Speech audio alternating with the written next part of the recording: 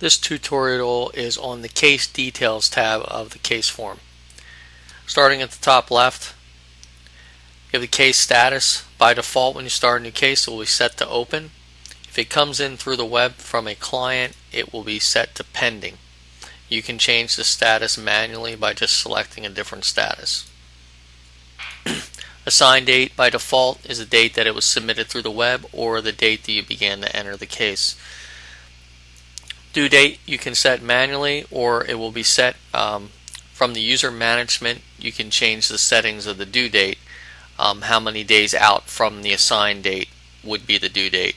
By default, I believe it's 21 days. You can also mark the case urgent. That will show up on the main dashboard. Completed date can be filled in when you complete the case.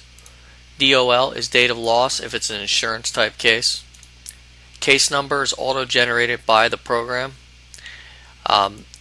When this is blank and you go to assign a case, all you do is click the case number, and it will generate the next sequence of case number in the format that you requested upon ordering CasePoint.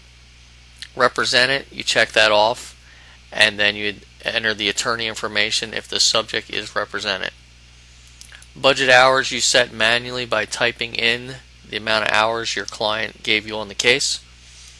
It will total up the hours that you enter in your expenses, and it will give you the hours left. You can also use, as well as the hours, you can use them together, the budget in dollars, and it will subtract the actual expense amount that you've entered in your expenses and tell you how much you have left. You also have the ability to refresh these at any time. In case you've entered some additional expenses, you can recalculate.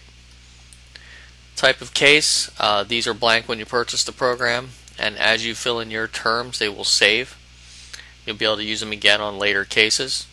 Type of claim, type of injury if applicable, client file number or claim number, case name if you want to give your case a name that's recognizable to you, policy number, and insured.